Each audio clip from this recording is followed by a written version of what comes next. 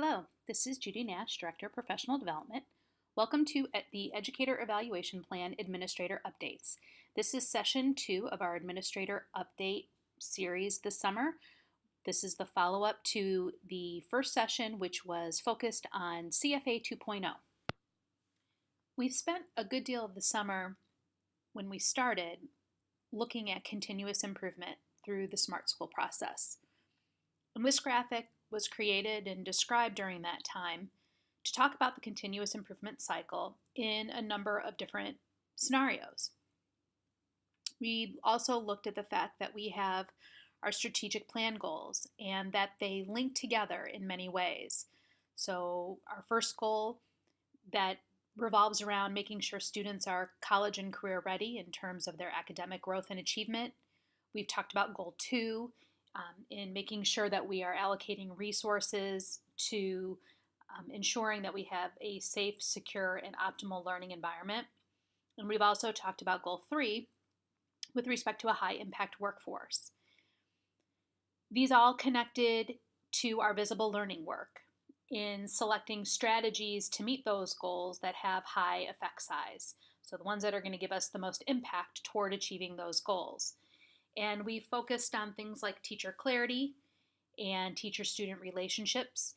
And as a result, we brought in additional professional development on CFA 2.0 so that we could truly ensure that we are looking at rigorous standards, that we are unwrapping those standards, that we're able to provide clear learning intentions and success criteria, and then ultimately be able to give good feedback through formative assessment with respect to those standards and those learnings.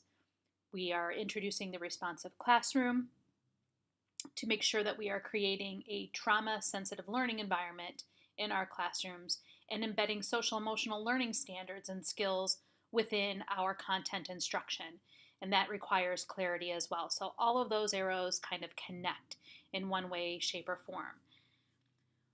What this will hopefully help us do is take a look at the educator evaluation plan, so that it again is not another thing. It's not viewed as another thing as it may have been in the past, but that it is an inspection of what we're doing. And so we're looking at the educator evaluation plan, and when the evaluation study committee first started, they really ensured in their beliefs that the educator evaluation plan wasn't just about, naming and shaming, as we say.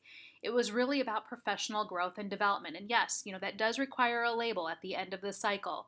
But ultimately, it's our job to help our educators become more reflective in their process and be able to make instructional decisions based on evidence and data.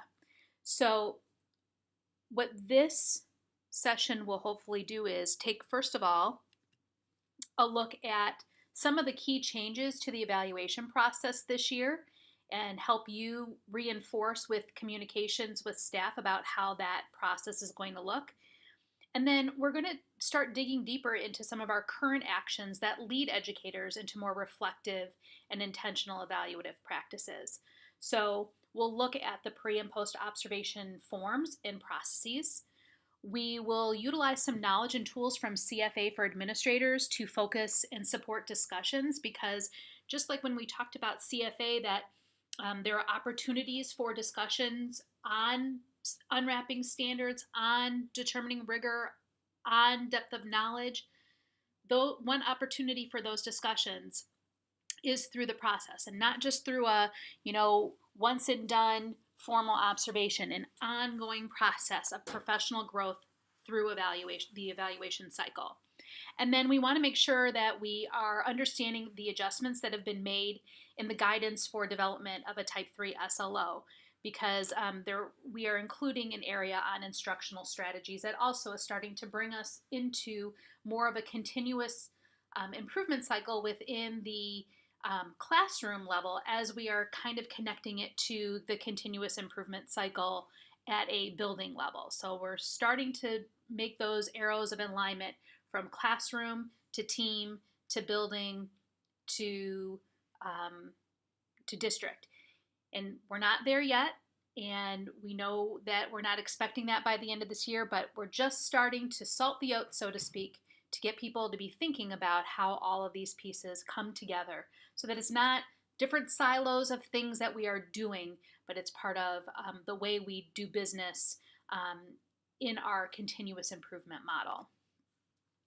So by the end of this session, you will be able to determine and set goals for your own learning to better lead educators in your buildings in the process of goal setting, instruction, and monitoring of student progress.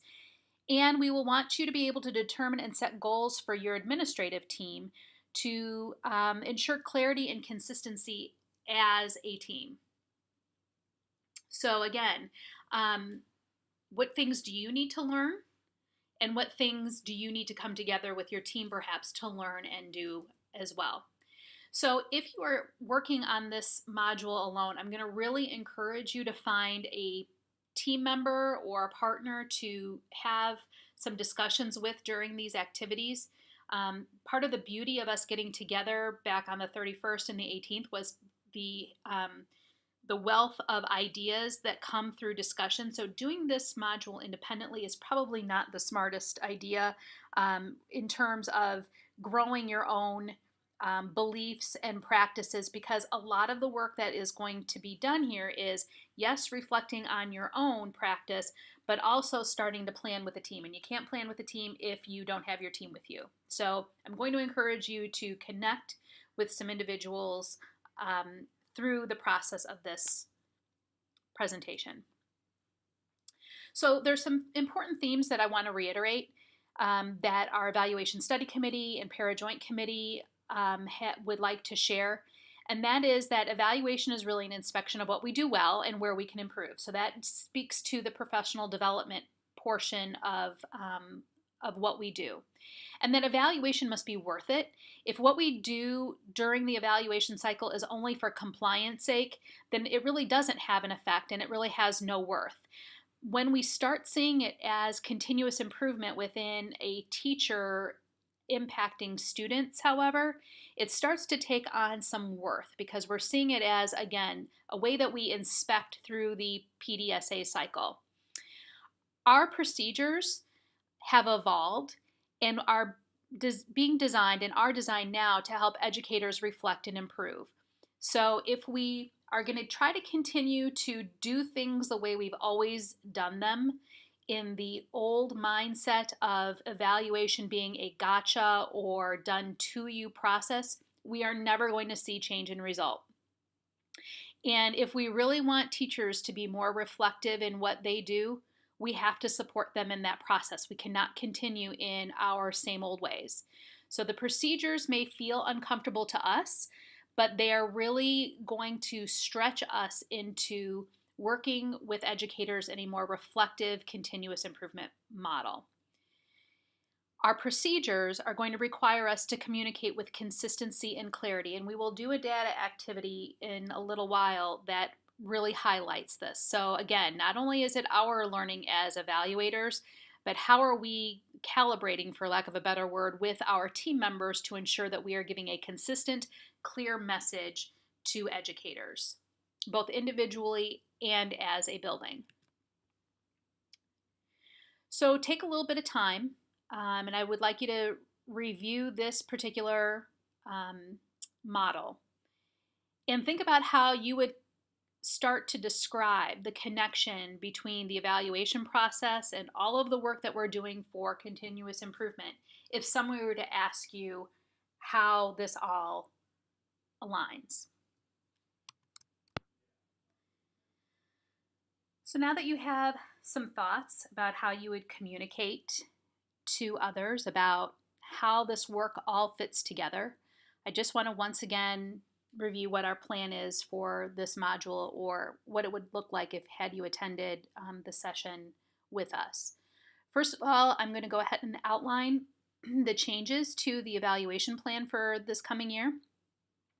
We're going to give you some scenarios to work through, to discuss, deliberate, and share some ideas. And through the Google Classroom that you're attached to, you can share your responses to those reflections. And then the majority of the time beyond that will be for you to plan for actions as a team to strengthen your processes. So with every deliberation will be time for you to start that thinking and planning process. So to begin, the 17-18 changes. First of all, The Para-Joint Committee met in the beginning of May to review the rating data that had been submitted for educators that had been involved in summatives for this particular year. And they responded to the concerns that had been raised about the rating scale as well as the rounding. So I'm going to address first the rating scale and changes that are going to be made to the rating scale, and then I'll talk about the rounding piece. Just so that you know, you will not be asked to deliver any of this to staff members, but you will be asked to support it should they have questions. There will be a video that the Para-Joint Committee has put together that will be going out to all of you in buildings for you to show at Institute Day. And it will also be posted to the Para webpage so that it's a consistent message that goes out to everyone. And we'll briefly touch upon the why and the what with the changes that are going to be talked about here. But going back to the rating scale, one of the things that we talked about, or that the PJC talked about, was whether or not the scale was rigorous enough. And just as we're, elevating rigor for students, that also causes us to review our practices and determine whether or not we need to raise the bar for us as well. So as a response to that, the PJC decided to change the rating scale. So before, for a proficient, the summative rating had to fall between a 2.5 and a 3.49. That has been raised to a 2.90 threshold for a proficient, which means that a needs improvement would be between a 2.0 and a 2.89. This most likely will help us differentiate a little bit more and give us a better picture of who needs support so they can develop accordingly. And just to give an example of what this might look like, you can see here is an example of an educator, and just so that you're aware, the video that will be given to educators will not look like this one. It will show ending up in a proficient, but here's an example of an educator that in professional practice had a 2.37, which prior would have been in the needs improvement category.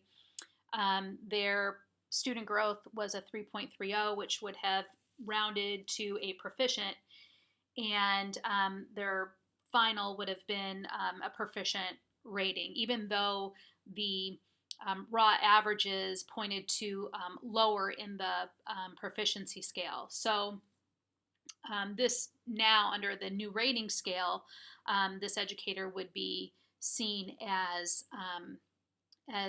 needing some support with an overall needs improvement rating. One other piece that is important to know is that prior to the changes, we were rounding this number to a whole number. We were then rounding this number to a whole number. We were averaging the two whole numbers together to get to a final, which in this case would have been a 2.5, to determine the rating, and then rounding again. For next year, there will be no double rating or double rounding. So we will take the 2.37 that's here. We will take the 3.33 that is here with the 50-50 weight. So they average together. Whatever this rating is here will be applied to the scale here for the final rating. So there is no longer that double, triple rounding that we had last year. We just didn't know. The PJC, when they made their decisions, a year ago, did not know how the matrix that caused this initial rating would pan out.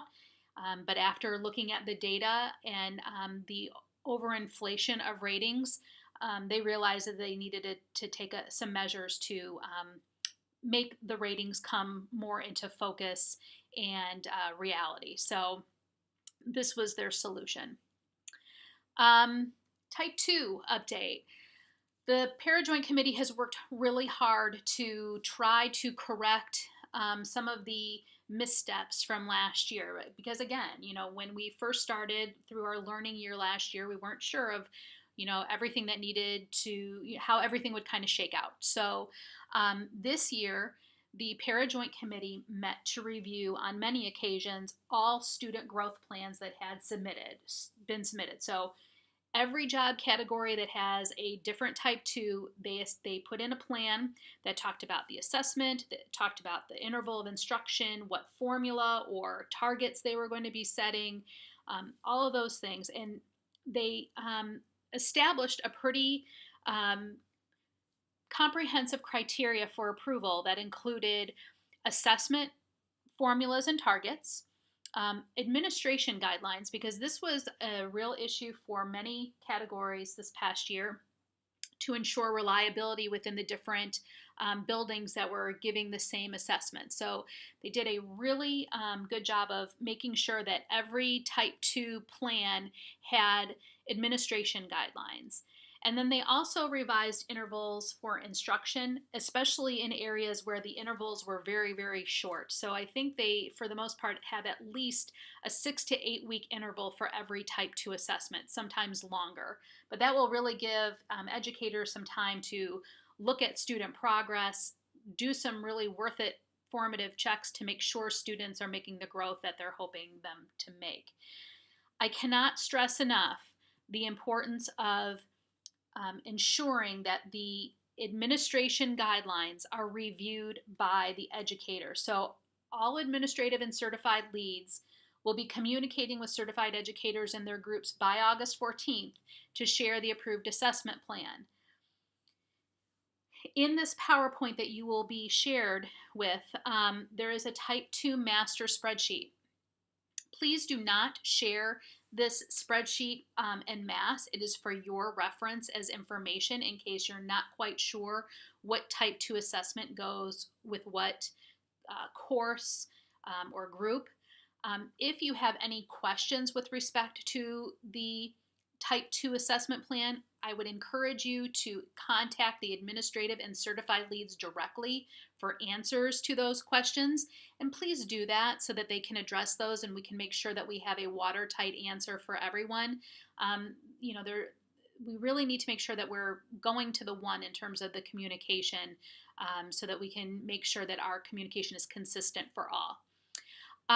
The rating and scoring information will come from the Department of Data and Assessment when that time comes. And again, the master document is for your reference only. The one thing I cannot stress enough, and the PJC cannot stress enough, it is absolutely imperative that educator teams review those guidelines for administration of their assessments to make sure that there is consistency in how they are delivered, consistency in how they are scored, to the greatest extent possible so that we can make sure that we have reliable results. We are all interdependent, even though we may be in different buildings in many cases. So this is critical.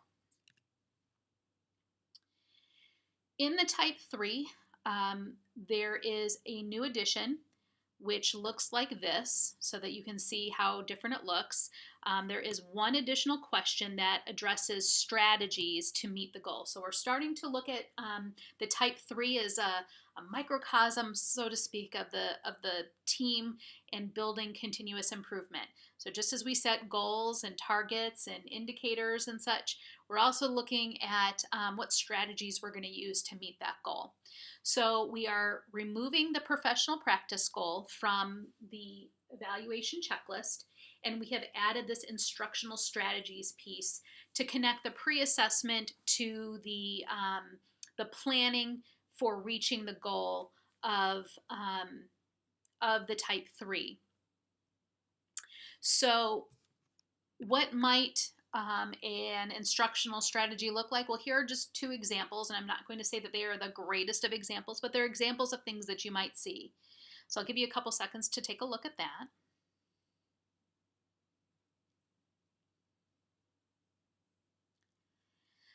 So you can see that the instructional strategies that are being reflected on by the educator can fall in the area of, like I said, instructional strategies that they might use, but also can be tied to some of the professional learning that they might need to implement those instructional strategies with fidelity, integrity, so that they can get their intended result.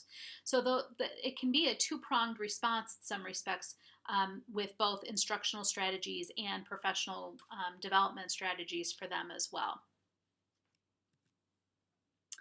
We also have an updated Exhibit F, and I would encourage all of us as administrators, that when we are looking at type 3 SLOs, that we are reviewing those at the front as well as the back end, that we're taking things deeply and looking at things deeply, looking at the risk that is at the front end of the assessment plan as well as at the midpoint, to make sure that those formative assessments have been used and used well.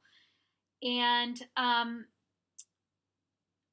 really thinking about how the impact of adjustments and sometimes resets on formative data can impact the risk that is there. Because again, we want to make sure that we're consistent in our practices amongst teams, so that, because we've heard scenarios where even within a building, one educator has been able to adjust, whereas another evaluator using the same plan has said no. So again, we really need to be thinking about what the impact of those adjustments might be and how consistent we are in the delivery of those adjustments. There have been some changes to the pre-observation process. We had many discussions with both educators and evaluators over the course of the summer. We talked to some who had really started creating a process a little bit more authentic than what had been prescribed. They were really looking at best practice as opposed to just compliant practice in the pre-observation process. And one of the things that they said was the ability to really just focus on the reflection of the domain components and having educators look at that framework and reflect on what evidence they had of their practice that really spoke to the levels of those indicators, really helped make some changes in terms of their professional growth. We also heard and have heard over the past couple of years that the number of questions was overwhelming, that educators were spending hours providing responses and writing. And what ultimately came of the discussion were a few things. If we are continuing to look at the formal observation as a one and done, and we never talk to educators really beyond that with respect to their professional practice, those educators end up with more anxiety and end up spending more time with the, what do you want? Tell me how many pieces of evidence. I'm going to write this novel about my practice, because they want to make sure that they are giving you everything that they perceive that you want in terms of evidence. In buildings where there has been ongoing discussion informally about practice, there has been more trust built, because they see it not as a gotcha process, but a really authentic, we care about what's happening in your classroom and we want to help you process. And there's been less focus on, do you want 5 lesson plans or 3 lesson plans? So we toyed back and forth with whether or not we wanted to keep this a global process or get more lesson specific, but also understanding that the concern still remains that a formal observation may look like a dog and pony show.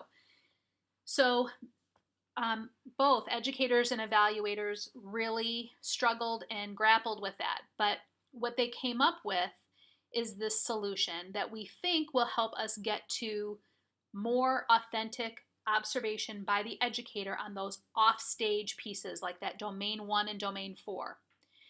And we also looked at the law and what the law was loud about. And one of the things that the law was loud about is the fact that when we talk about a formal observation, the pre-observation conference provides this. So this is the direct language from Part 50.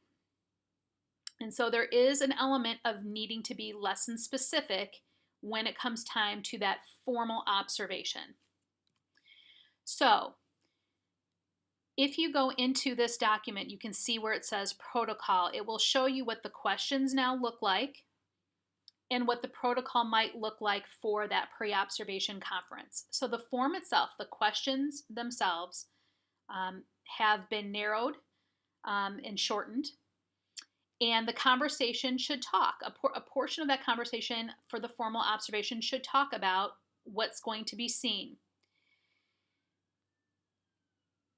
This will help in the formal observation process so that you can have a conversation about what evidence you might collect as an evaluator to help that educator reflect on what actually transpired. So what student voice evidence might you collect for that educator so the educator can reflect on student voice?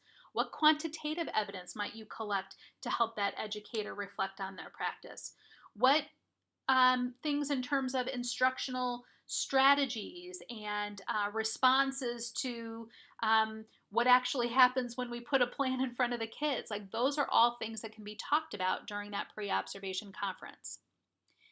Then there should be some additional time during that pre-observation conference to allow the educator to provide some evidence of their global practice in planning and preparation and professional responsibilities, which is domain 1 and 4, that is provided in the self-assessment area.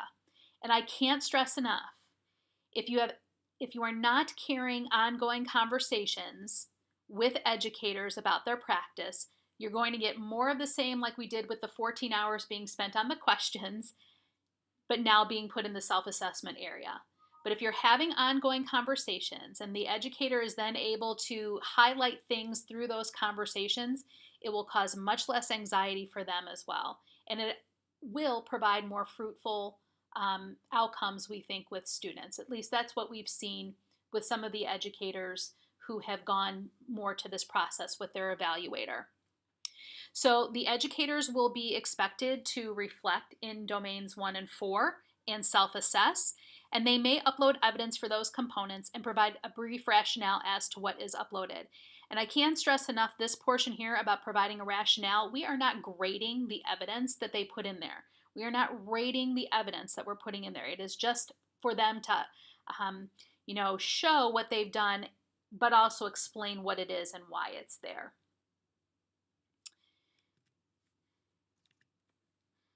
So in case you're not sure what it looks like, there is an educator artifact and reflection portfolio in the electronic platform.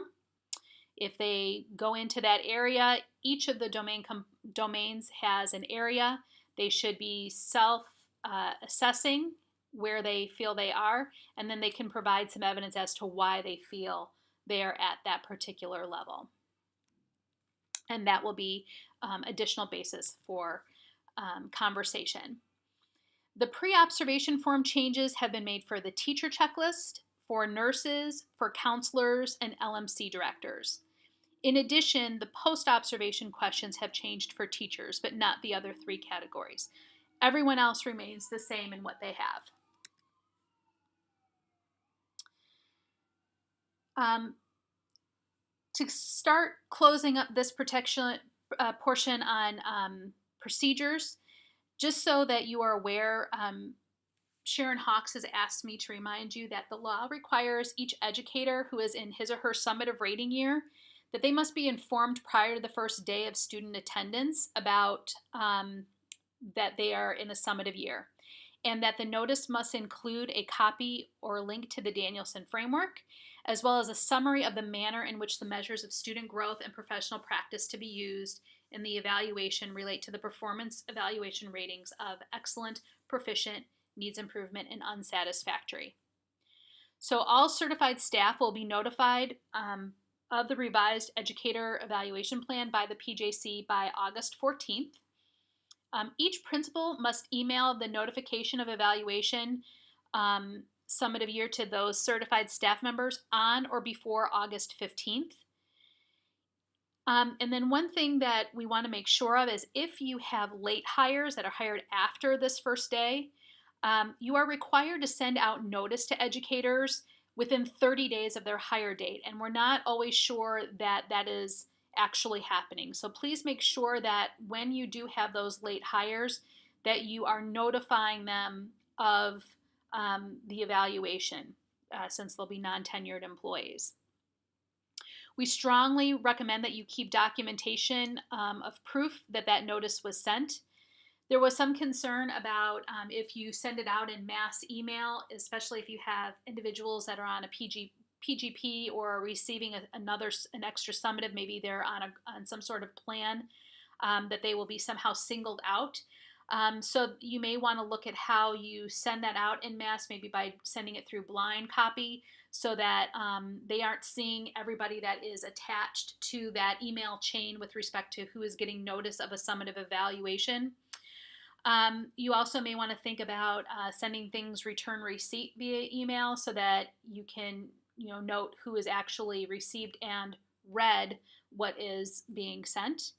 And that the HR department will send out a sample email for you, so that you can essentially cut and paste and prepare to send it by August 15th.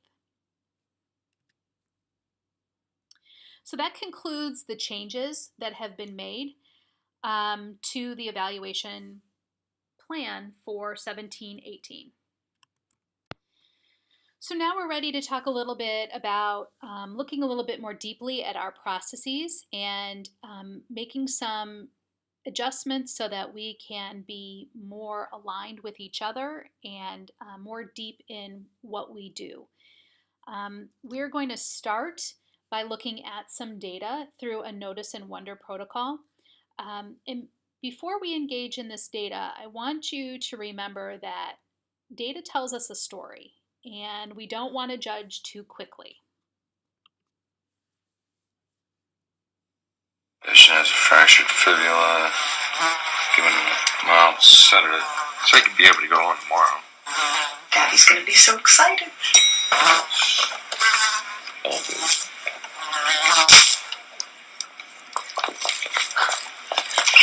That killed him.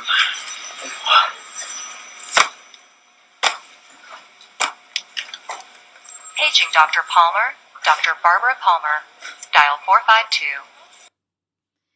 So just as we said, let's not judge too quickly. Let's ask more questions and try to understand what's in front of us, rather than jumping to conclusions that might be traumatizing. So at this time, you have a data activity in your Google Classroom. You have a set of data to look at.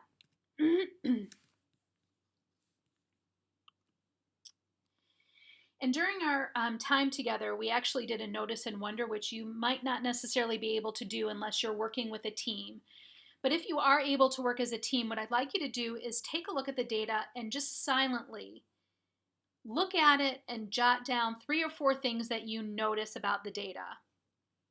And then, after everyone has a chance to look at it silently, share one by one until all of your notices have been shared. And so we don't want to comment on each other's things that they notice. We just want to allow everyone to listen to what everyone notices about the data.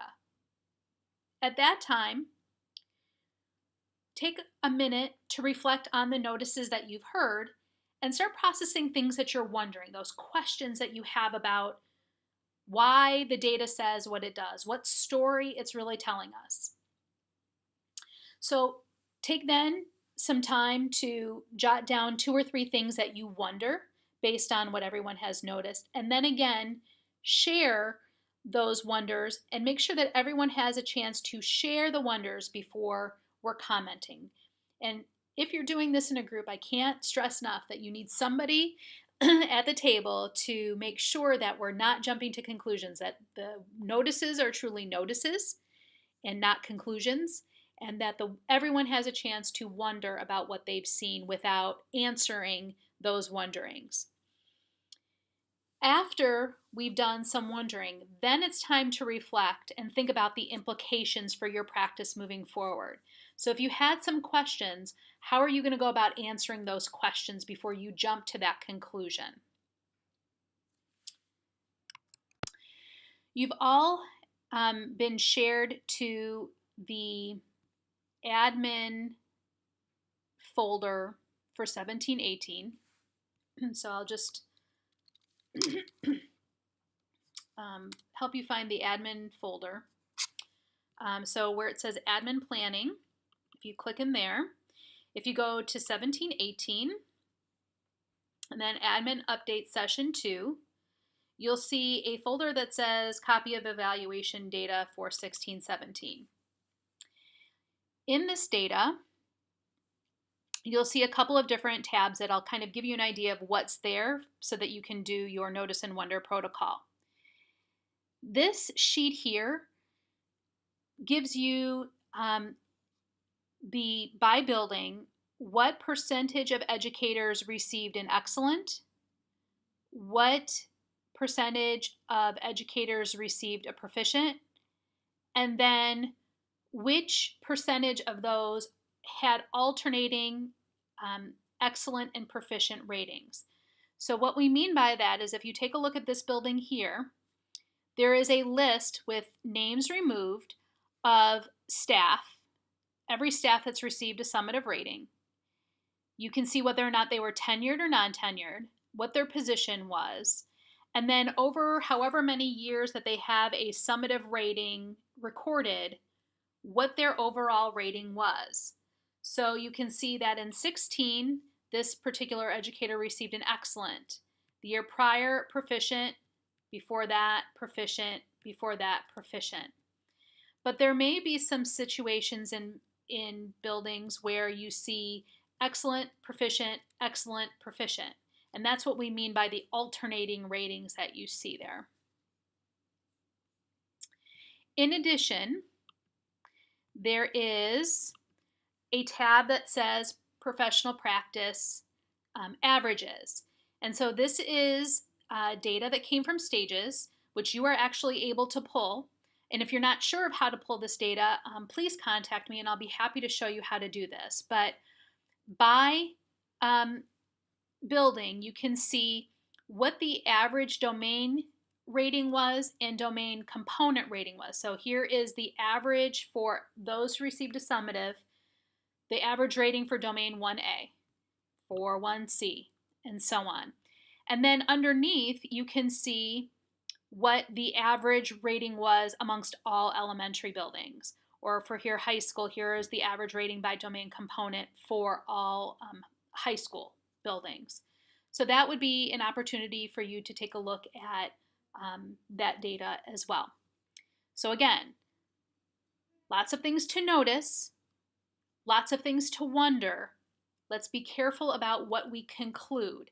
And that's why we're doing this Notice and Wonder protocol to help us ask those questions and then how we go about answering those questions. So take some time to review the data, think about those notices, wonders, and then what the implication is on your practice as an individual evaluator, as well as the implications on your practice as an administrative team. The last activities that are associated with this Google Classroom on administrative updates are really group activities for you to do some reading, to do some reviewing of plans, and then having some discussion. And there are several questions for reflection that you will complete in response to several different prompts in the activity. So I'll just briefly review what each of the activities is for you. Activity 1 is a section of Chapter 4 of one of Danielson's books, using the framework for teacher evaluation. And we want to look at where we are as a building leadership team with respect to our beliefs regarding educator evaluation and our practices. And so please read the sections that have been indicated in that article and respond accordingly to the question prompts that are in Classroom.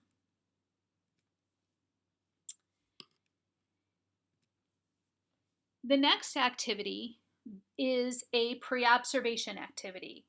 And thinking about the new protocol that has been presented to you with respect to time to talk about the pre-observation as a conversation regarding planning and assessment, as well as a time for educators to reflect on their practice, we really want you to engage in those tools that we brought forth earlier in the summer to think about how you would respond to what an educator has supplied in their pre-observation.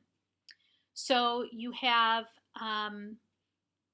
a scenario that is associated with the activity, you have what essentially is the plan that's been given to you by the educator. And the first part is for you to take a look at evidence that you would highlight for discussion. So really utilize some of those tools that you've been given. Go back to the CFA flowchart. There is another resource in the folder called Clarifying and Probing Questions. So are you going to be asking questions to help clarify what you're going to see, or do you really want to ask probing questions that are going to help the educator think deeply about their practice and how it's truly going to impact students? And then there are some additional question starters as well too that fit with those clarifying and probing questions. But absolutely, you should start with that CFA flowchart. So given the planning that has been communicated to you, what evidence might you help the educator collect during the observation? And what questions would you ask to help the educator reflect on their students as learners? Sometimes we see things in pre-observation forms about students that really don't speak to where they are as learners and how this instruction is going to really utilize 1B, which is knowledge of students, in the design for delivery. So be thinking about that with the educator, how you would help the educator think more deeply about that. You'll then view this particular scenario. It's a sample of a pre-observation conference, and that also is in a slide in your Google Classroom for you to watch. And then after that, I want you to think about the questions that the evaluator asked the educator. Did they help the educator reflect on practice? Were they probing or were they clarifying questions? And what would you have asked differently? So all of those question prompts are located in Google Classroom. But I want you to go back to your administrative team reflection, and I want you to think about where you are in your current practice in assisting educators with reflecting on their planning and preparation during the formal observation. Remember, the formal observation is just yet another opportunity to talk about what's going on in the classroom, or at least it should be. Where do you want to be as a partner in the reflection and evaluation process with the educators in your building? And then what actionable steps can you take to get there? The second part of that reflection is, where are you as an administrative team? You as a principal or an assistant principal with your counterparts. What things do you need to come to some agreements on? And where do you want to be? And how will you as a team get there? So that's what the prompts speak to in that particular section. So here are the reflection questions that we have for after you watch the video of the educator and the evaluator during the pre-observation conference. Our final activity is supporting and improving the Type 3 SLO. And again, we have that CFA template. We have question prompts. What we would like you to do is review a sample with colleagues of a Type 3 SLO and discuss what we as administrators need to do to plan for conferencing with the educator that has provided this plan. Determine some probing questions that will spur deeper reflection, and then practice communicating it in writing for the educator and other evaluators, just as the Danielson article speaks to in terms of what the write-up is really for. And then plan for some administrative team articulation and alignment. So sample A, or activity 3A, is a middle school example. And so in the classroom, you'll see a scenario about this particular middle school teacher and then the plan and some data that the middle school teacher has provided. Or you can select 3B, which is an elementary scenario. So there's some background on the elementary teacher and then the Type 3 plan that they have provided. And in thinking about the support that you're going to be giving those educators throughout the Type 3 SLO process, not just by October 1st when you approve the plan, but how they're going to be progressing through the monitoring of the plan as well. Those are equally important questions so that you can ascertain risk and the formative assessment practices that are going on that the educator is utilizing to ensure that the students are meeting their targets. What might those conversation questions look like? It's really a good idea to start practicing those, but formulating them ahead of time so that you know what you're asking, why you're asking it, and what you can infer from the evidence that you get during those conversations. So this session was brief, and it really was meant to set the foundation for ongoing development throughout 2017 and 2018. The feedback that you provide in Google Classroom is really going to be important for us as we continue our practice and our work together to calibrate more and to better understand our approaches, to maybe make some changes in what we do and how we do it. So we will be creating next steps at the district and building level to strengthen our inter-rater reliability and practice and procedures and focus and ratings. And then also make greater strides to strengthen the connection between practice and student outcomes because they are so interrelated. You can't have student outcomes without good practice. So hopefully this has been a great starting off point for you to have some conversations within your administrative teams.